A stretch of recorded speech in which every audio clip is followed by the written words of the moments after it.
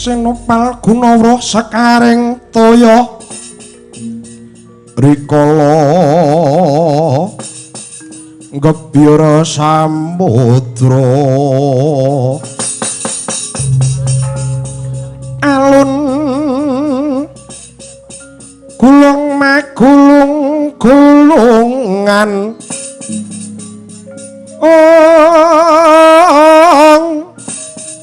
alun gulung magulung gulungan lumempak penyu gumambang lumempak penyu gumambang tuhu Wisnu Bathara arasang gebyara bumi ngadeg cekrek kaya tugu Sinukarta nenggedyan Bratasena tekad waja sang Bayu Siwi awit ngembun dhawira sang Begawan Durna nginyong wadi kayugung susuing angin tekad waja sang Bimasena datang mundur ing geguntur tatan mendha ing bebaya nadyan akeh bebaya datan mikir sang Bratasena wis cancut taliwondo cancut ujaring wong acincing taliwondo cecawet ngencengi tali bandange eling-eling sang Bayu Siwi sigra jumangkah ngupadi wujuding wana tribasara ya wana tikbrasara sak jangkah rong jangkah telung jangkah pitung jangkah wis teka tepining wana tribasara sang Bratasena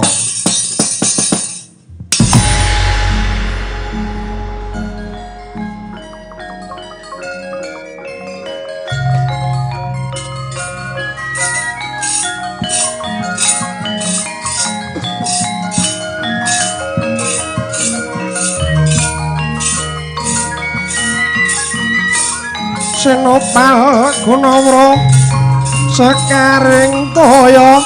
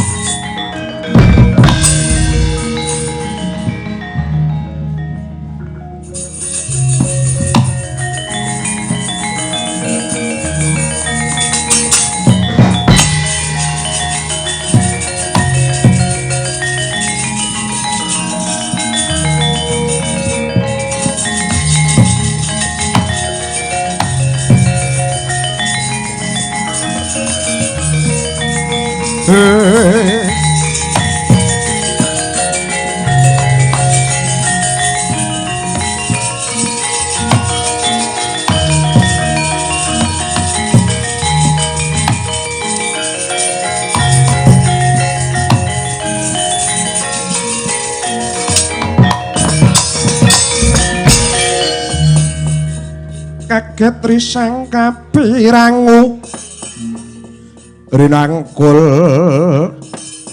kinempit kompit dosang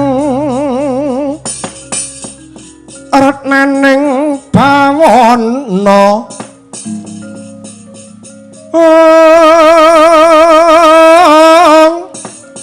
dosang retnaning bawana yoki tukang walang adi yoki tukang ngena sing tias yoki tukang kudu kering wah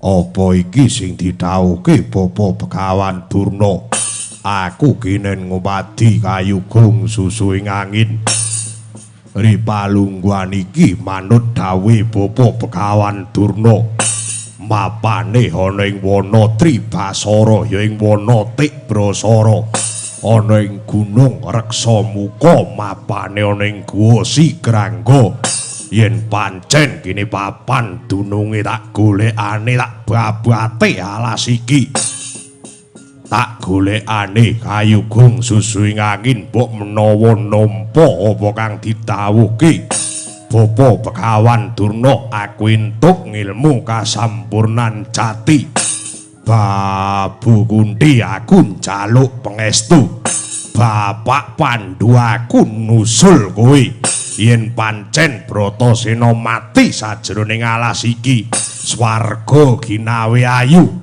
yen pancen Bratasena bisa mukti merga antuk wujuding ilmu kasampurnan jati tak golekane tak bandule alas iki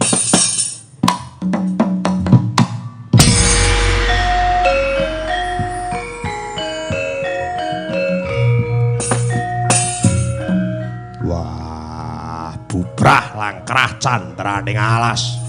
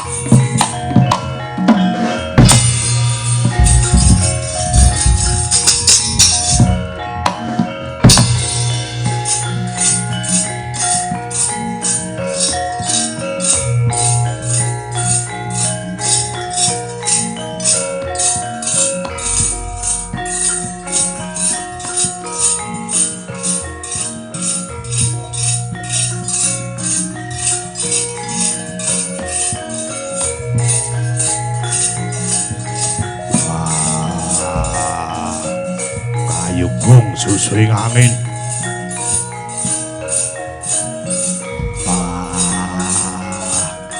Ayu gong susuing angin.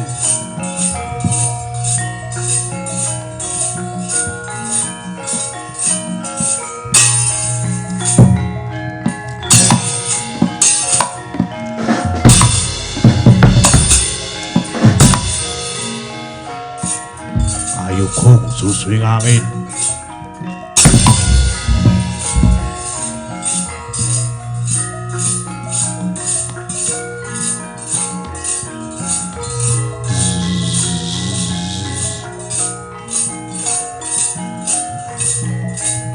Ayu gong susuing angin.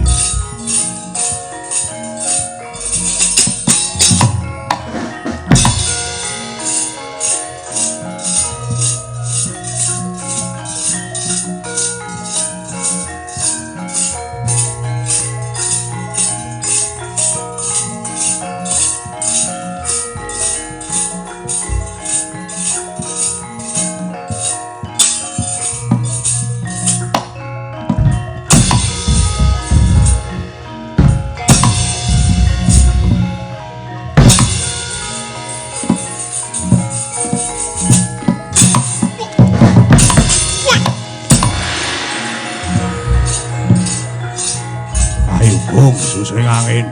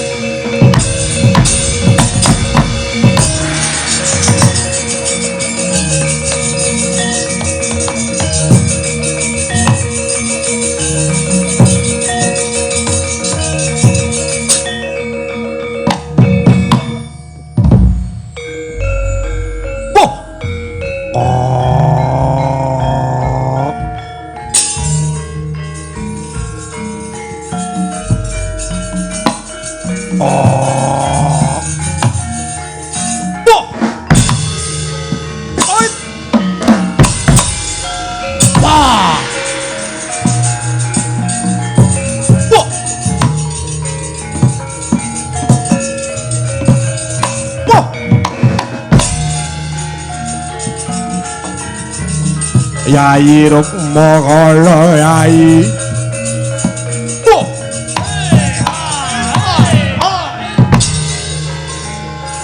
apa Kakang Rukmuka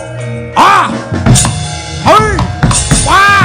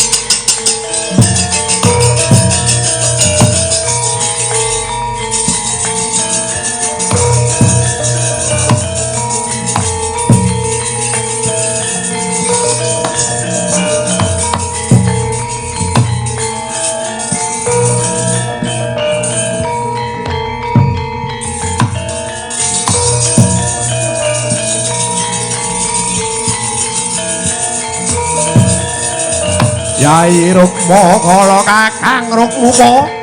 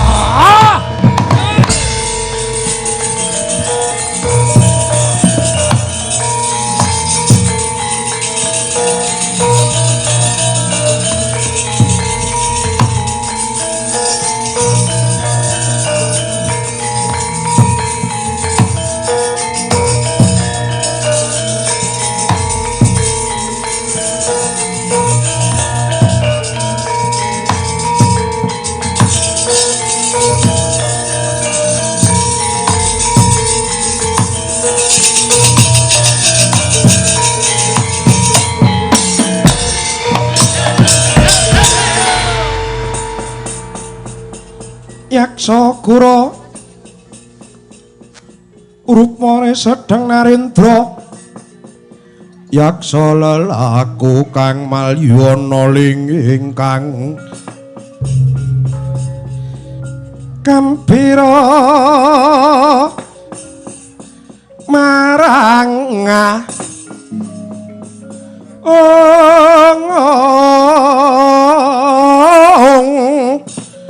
gembira marang angisis siung metu Prabawa woi ladalah otomatis ya kowe ora apa-apa kan mok walik dhewe ora apa-apa Ribalung guani awake dhewe wis awetara suwe mapan jroning alas. Wis sawetara suwe mapan jero wana nampa penandang sing kaya ngene ya Kak. Ya Adi. Iya Kakang. Aku mapan jroning alas wis sawetara suwe kelawan Kakang Rukmuka.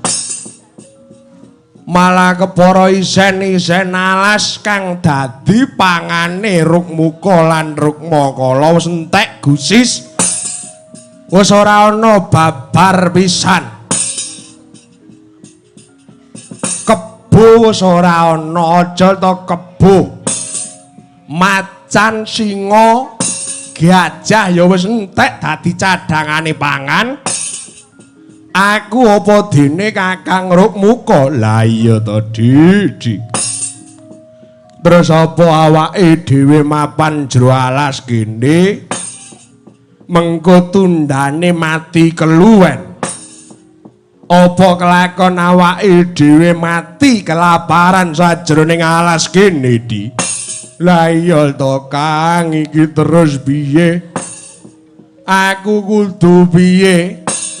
Cadangan pangan kewan jroning alas wis entek. Jroning kali uga wis ora ana iwak, babar pisan blas wis ora ana. Aja to iwak, cacing jero lemah uga ora ana. Lah iya to, Di, terus iki piye? Apa aku tak medhun jroning karang padesan, Kang? Terus nyolong wujuding raja kaya para warga kang mapan desa. Tak colonge sabine, tak colonge wedhuse, tak gawane munggah sajroning alas. Mengko dadi cadhangane pangan aku apa dene Kakang Rukmuka. Oh lah dalah. Nadyan awake dhewe iki buta buteng betah nganiaya, nanging aja nganti colong jupuk ya Di. Lho, lah kok wis kepepet kok. Wong iki yen wis kepepet iki terus piye? Aja ya Di. Saelek-eleke wong kuwi aja nganti gelem colong jupuk. Pilih dadi wong main, pilih dadi wong inum. Main entek bandane leren leh main. Ngombe yen wis wetenge ngrasake lara lambunge ora kuat, uga leren nggone ngombe. Ning kocapo lek wong tukang nyolong, wong tukang jupuk kuwi sampe kukuting jagat ora bakal bisa leren. Mengko yen kepepet njupuk, yen kepepet njupuk. Kuwi elek-eleke wong kuwi yen gelem colong jupuk. Kuwi predikat paling elek. Ngono, Kang. Iya. Contone ana wong HP-ne ilang. Kowe ora nyolong, ning kowe tukang nyolong. Masya kowe ora njupuk HP-ne. Ning kowe mesti kena elek ning kono apa ana kae. Kuwi mesti. Kaya ngono. Iya. Mula aja nganti colong jupuk wis to. Gusti iki sipate maha welas lan maha adil. Yen ngerti awake dhewe kaluwen, mengko bakal diwenehi cadangan pangan tumrap awake dhewe. Adi. Lenglenging driya mangu mangungkung kanduhan rimang. Lurlena tanpa kandhin. Lah dalah. Urung watara suwe awake dhewe omong-omongan. Urung watara suwe awake dhewe wawan gunem. Lah kok iki ana gandaning menungsa sing mlebu alas. Iki ana ambune wong mlebu alas, Kang. Lah iya. Iki adile Gusti iki mapan ning kene. Ngerti karo titahe sing lagi nandhang cintraka, ngerti karo titahe karo sing nandhang sengsara. Gusti paring wujuding panganan tumrap aku karo kowe. Lah iya to, Kang. Ripalungguhan iki Gusti Moati prepeki kaya apa mengko dibagi panganan kuwi Yai manut Kakang Rukmuka. Hai hai hai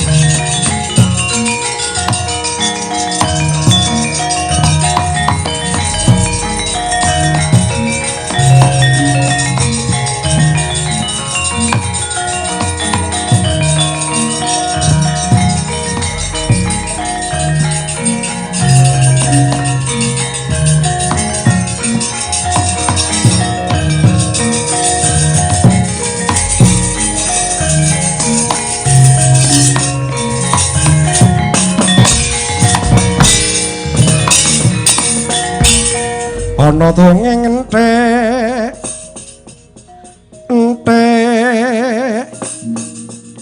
si temungkul paten nono tumungkul apa dosane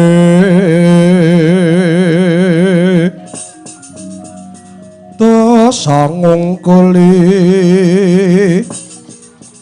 sesama aja di endak walat lah ya bener kan ndakmu lali sumber kejiwaan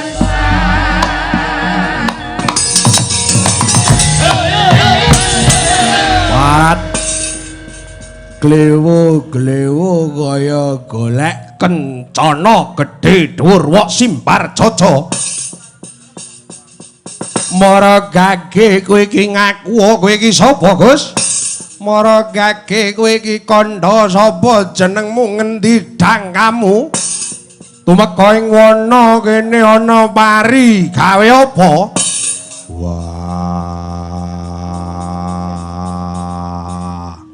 Wah greng barang lah iya ditekoni ora gage nyauri malah greng kowe iki sapa? Bratasena kang dadi kekasihku. Ana buta sakloron kuwi iki sapa? Aku Tigya Kala Rukmuka, aku Rukmakala. Mapan ana ing sajroning alas Tribasara kene.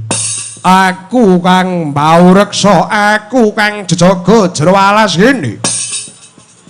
Ripalungguhan iki kowe teka ing papan kene ngemu wigati apa? Ngembun dawuhe Bapa Begawan Durna. aku kinen ngupadi kayugung susui angin. Kayugung susui angin kuwi syarat lan sarana aku bisa nemokke wujuding kayugung susui angin. Aku diwejang ilmu kasampurnan jati dadalah gendeng ilmu sajake bocah iki dilaya sajake bocah iki gendeng ilmu sok kala mangsa ngene iki lho wong yen ra kuat ngilmune dadine wong rada sloya umume iki kuwate ngadahi banyu sak gelas kuwi ditaker sak ember mesti wutah banyune. Padha karo wong iki kuwate nampa ngilmu mung semono lah kok karo gurune ditaker. Oh lah dalah ora kuat wadahe. Gendeng ilmu bocah iki. Rasah kakean gunem kang tanpa guna. Kowe ngerti apa kang diarani kayugung susing angin? Aku ora weruh, aku ora ngerti. Yen ora ngerti sumingkira tak nggone liwat dalan iki. Wah, lah dalah. Ing kene ora ana sing diarani kayugung susuing angin. Sing ana buta loro sing karem bathok daginge menungsa. Ruk muka lan ruk makala. Aku goleki guwa Sigrangga. Guwa Sigrangga ki nggene lehku turu. Kuwi mapane sajrone guwa Sigrangga.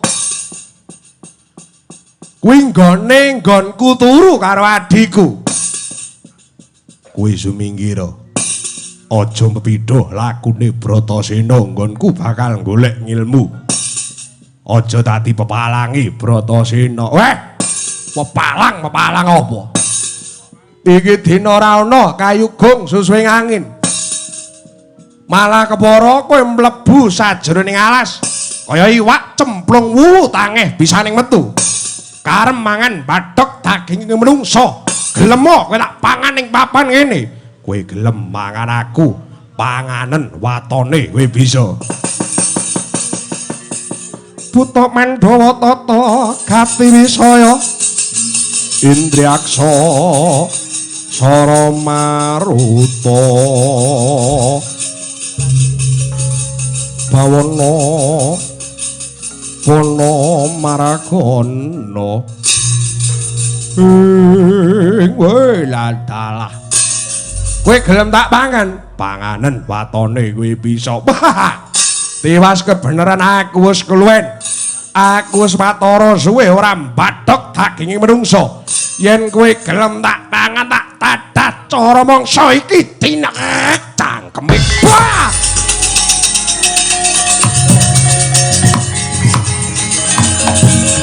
wah ai ah wah wah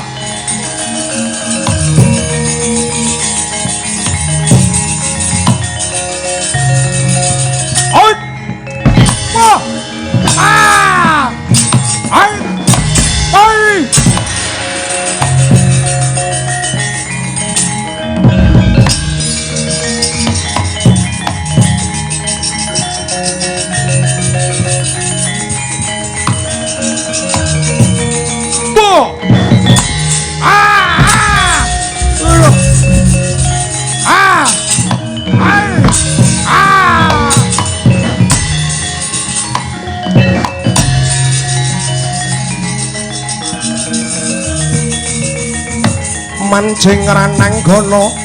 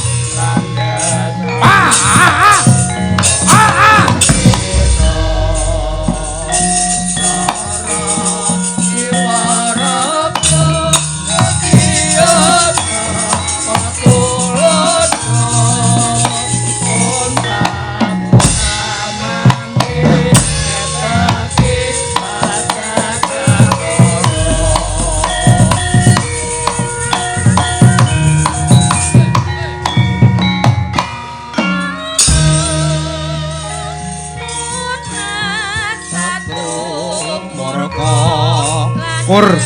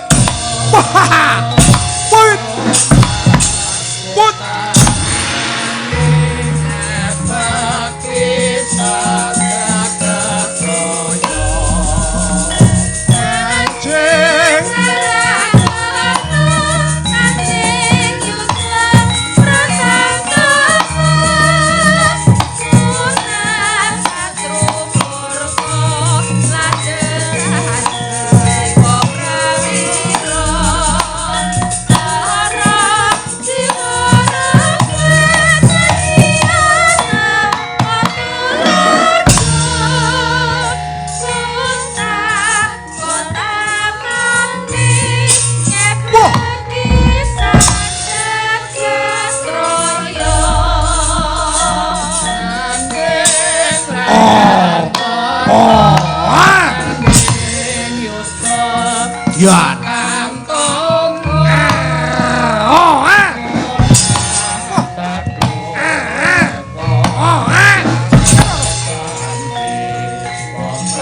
Atoseran jamak.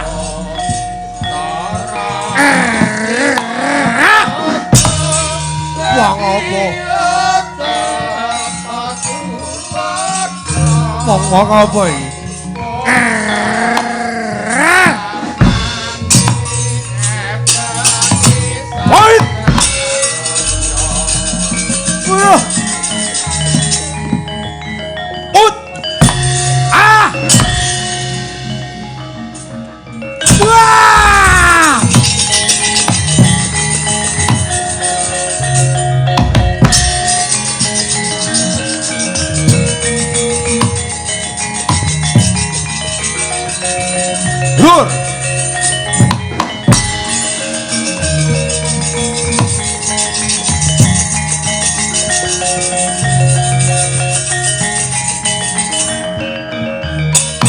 Ayo nyoba kaprewan cobanen. Hup. Ah. Ah. Wah. Ah. Ati. Noh. Ulah. Lihat. Wah.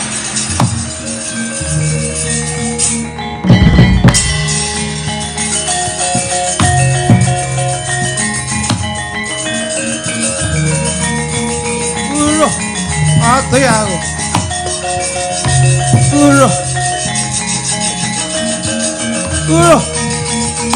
Ah! Ah! Out! Ah! Put!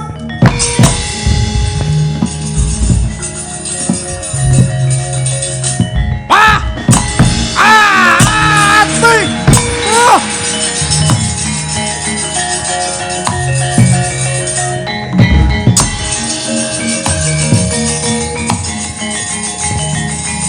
Udah. Ah! Ah!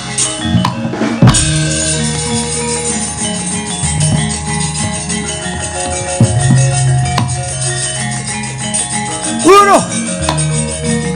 Wah! Ah! Ah! Wah! Ah! Ah! Udah.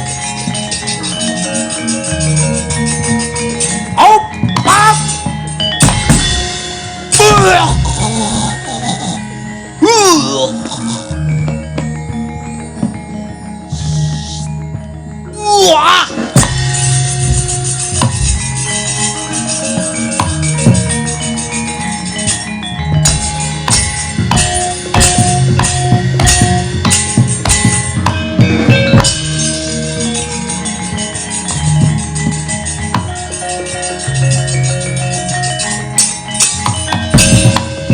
Goncang kanjeng langit kelap-kelap katon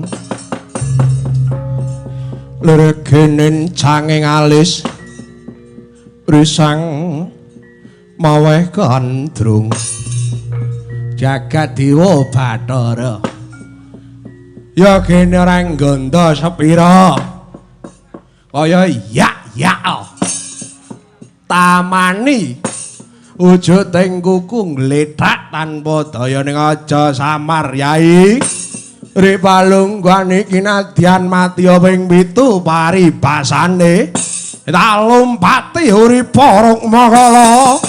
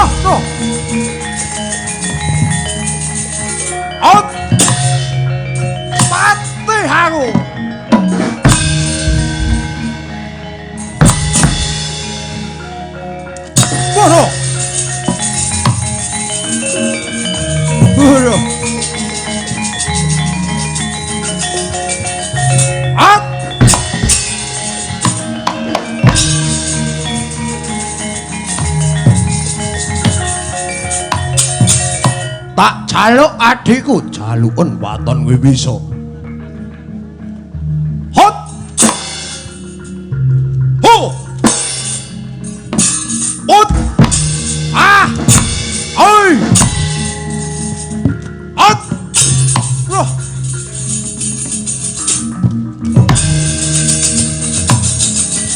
Ayo